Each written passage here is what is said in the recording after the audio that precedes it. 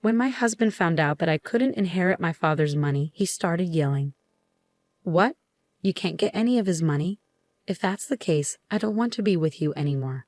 I want a divorce right now." After that, I got back at my husband and my sister, who married each other right away. My name is Chloe. I'm a 32-year-old office worker, and I've been married to my husband George for 2 years. I met George through a relative, and we got married. My family had some money, but since we were the only daughters, my relatives worried about who would take over. They introduced me to George, saying it would be fine for him to join our family. My husband, George, didn't officially join our family, but he started living with me at my parents' home. My mother passed away a few years ago, so it was just my father, my husband, and me living in my parents' house. My husband was very kind and treated my father well, so he seemed like a really good person. However, a relative who introduced him to me told me something worrying right before our marriage.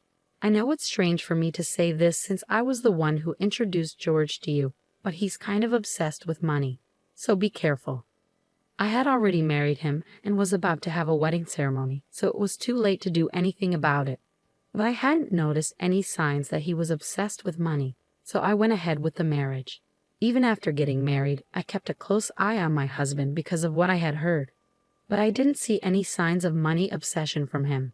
However, he seemed to be interested in my father's money and would casually ask about it when he was having a drink with my father. My father was open about it, so I didn't worry too much. Another thing my husband was curious about was my younger sister. She is 5 years younger than me, and unlike me, who is calm, she is lively and outgoing with a vibrant social life filled with men.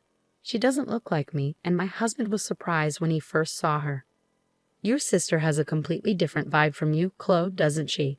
Seeing my husband fascinated by my beautiful sister, with her striking looks contrasting my plain and boring appearance, gave me mixed feelings. However, the relative who introduced me to George was worried that if I, being modest and plain-looking, couldn't get married, there would be no one to inherit after my family. I thought there was no need to worry because I had a beautiful sister. But later, I understood why that relative was worried. My father was very lenient with my sister, letting her go to college after high school and even to a vocational school after she graduated from college. My sister didn't have a particular goal. She just didn't want to work. On the other hand, my mother was strict with her, insisting she should get a job right after college. But my father overruled my mother and let her go to vocational school. After graduating from vocational school, my sister got a job at a company owned by a friend of my father's.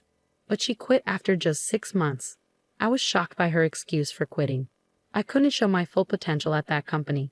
My mother and I were puzzled by how my sister spoke as if she had already mastered her job after only 6 months. But my father believed her and quickly arranged for her to work at a different company. After a while at the new job, our mother fell ill and had to be hospitalized. While our mother was in the hospital, my sister visited every day, often skipping work. Eventually, she quit that job too, claiming she needed to take care of our mother. However, her idea of caregiving mostly involved being in the same room as our mother, chatting or spending most of her time staring at her smartphone in the waiting room. After our mother passed away, I took on the responsibility of managing her affairs, including picking up her laundry from the hospital and ensuring she had fresh clothes. Meanwhile, my sister wasn't much help. Our mother may have enjoyed having her around to chat with, but as her health declined over a month, she couldn't even hold conversations anymore. Within 2 weeks of her condition worsening, she passed away. Both my father and sister were too shocked to arrange the funeral, so I took charge of that. Thankfully, our relatives pitched in, and we gave our mother a proper farewell. Following our mother's death, my sister moved out of our parents' house and started working part-time. However, her earnings weren't enough to cover her rent and utilities, so our father began footing those bills. It seemed she was spending her money on fun rather than saving. Whenever her part-time income fell short, she turned to our father for financial support. Our mother used to be strict with her, so even when she started working, our father didn't give her an allowance. Now, though, he provides her with whatever she needs. I realized that both my father and sister were content with their financial arrangement, so I didn't see any issue. Even after I got married and moved in with my husband at my parents' place, my father continued giving my sister an allowance. At that time, I didn't notice, But it turns out my sister was also asking my husband for money, and he was giving it to her willingly. He couldn't refuse her and told her to keep it a secret from me, saying, "Don't tell Chloe about this, okay? She might get jealous." My sister lived off this allowance from our father and the money from my husband, doing part-time work when she felt like it. However, this lifestyle couldn't last because our father fell ill and had to be hospitalized. While I juggled visits to the hospital between work and caring for our father, my sister never showed up. Instead, she started calling me and demanding money.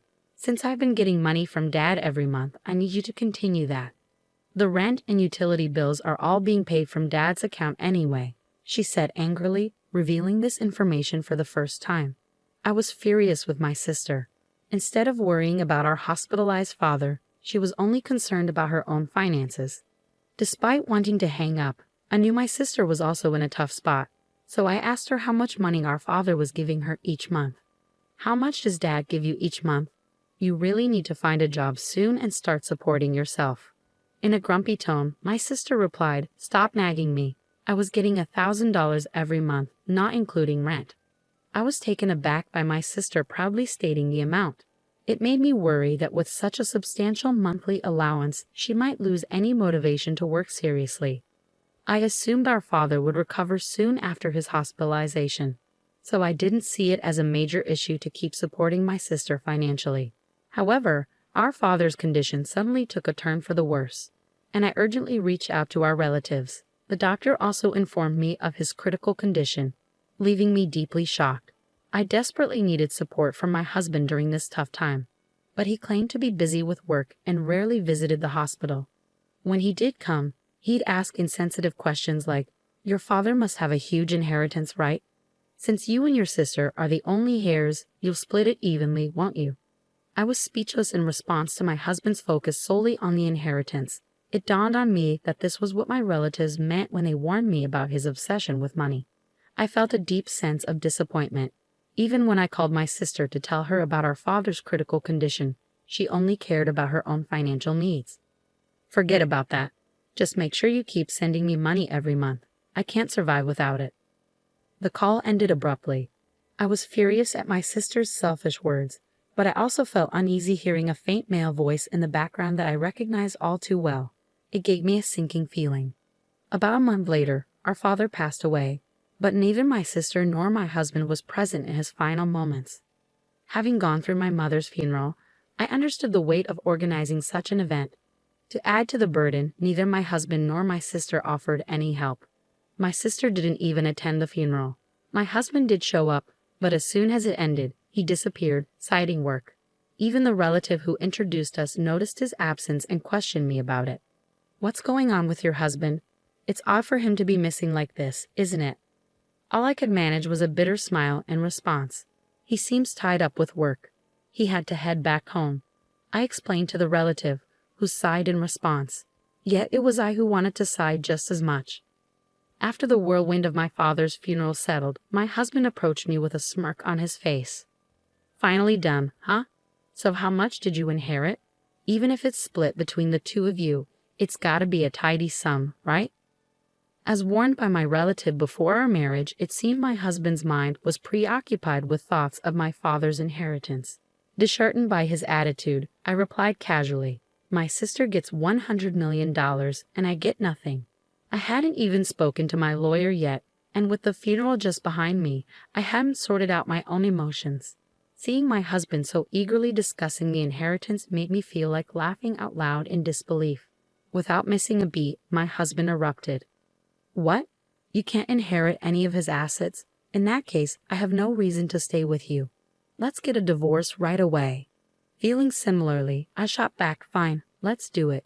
You married me for my father's inheritance in the first place, didn't you? I'll divorce you." As I said this, I handed him the divorce papers I had already prepared. He seemed a bit taken aback as I brought them out, almost as if he expected it, but he signed them nonetheless.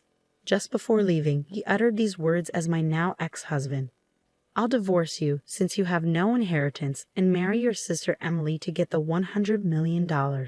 Despite that, I promptly filed the divorce papers, severing ties with my deceitful husband.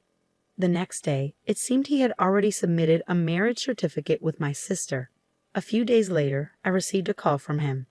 Still believing his delusion, he shouted, "When are we starting the inheritance process? Get Emily her $100 million as soon as possible."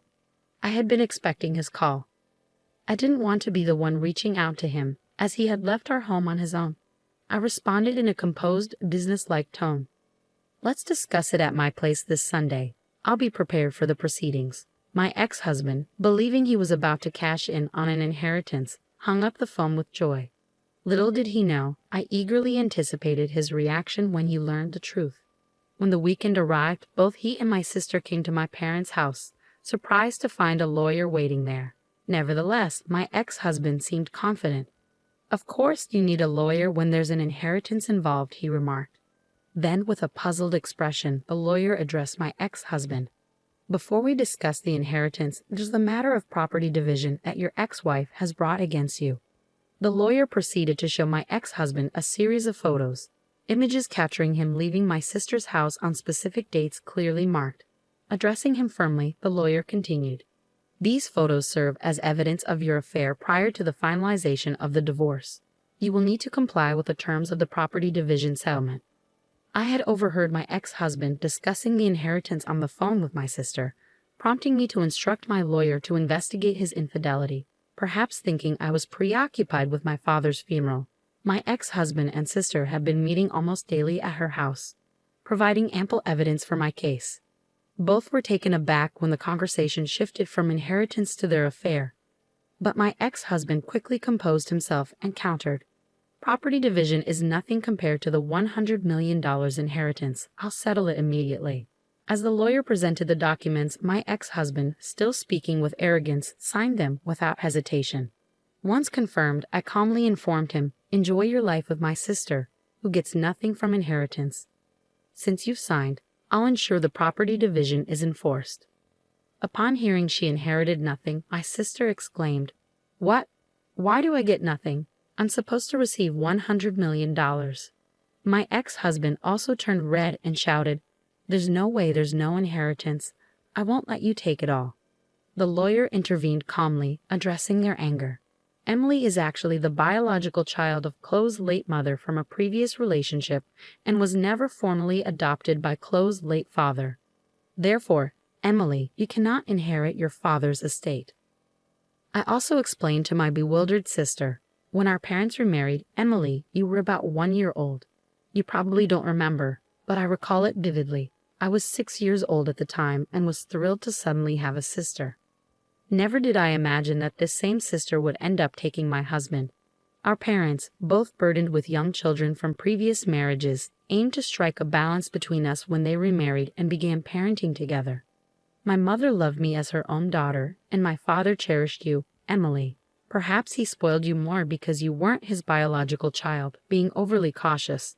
Despite both of them remarrying with children, my mother, suspected by some relatives of being interested in my father's assets, chose not to officially adopt you. Those relatives who consistently recommended suitors for me did so knowing I was the sole heir to our father's wealth. If our parents had had a child together, things might have been even more complex. But fortunately or unfortunately, they didn't. Perhaps they avoided having more children to prevent future inheritance disputes. Now understanding that my father had been financially supporting my sister even into her adulthood because he couldn't leave her his inheritance, I realized the extent of their relationship. Like my sister, I also hadn't been formally adopted by my mother, but it never affected how we saw each other. It seemed our parents hadn't disclosed their remarriage to my sister, and today was the first time she learned the truth. As for my ex-husband, his face turned from red to pale as the situation sunk in. Not only was he not inheriting what he expected from my sister, but he was also facing a property division claim he had already signed off on. With a pale face, he asked me, was it a lie that my sister was getting $100 million and I was getting nothing? Suppressing a laugh, I replied, of course it was a lie. It was my way of getting back at you for cheating on me. Besides, my father's estate was nowhere near $100 million, even though he was wealthy. Suddenly, my usually quiet sister erupted. I've been shopping so much, thinking I'd inherit Dad's money. What about the support Dad was giving me until now? Will you take care of that, sis? You're married with a dependable husband now, so you don't need it anymore, right? Make George support you. She glanced at my pale ex-husband, but he shook his head. I can't do that. I also spent a lot, counting on the inheritance, and now with the property division, I'm stretched thin. With that, my ex-husband unexpectedly dropped to his knees before me, begging, Chloe, I'm sorry. It's all my fault. Please, can we reconcile? The lawyer, who had been packing up to leave, chuckled at the sight.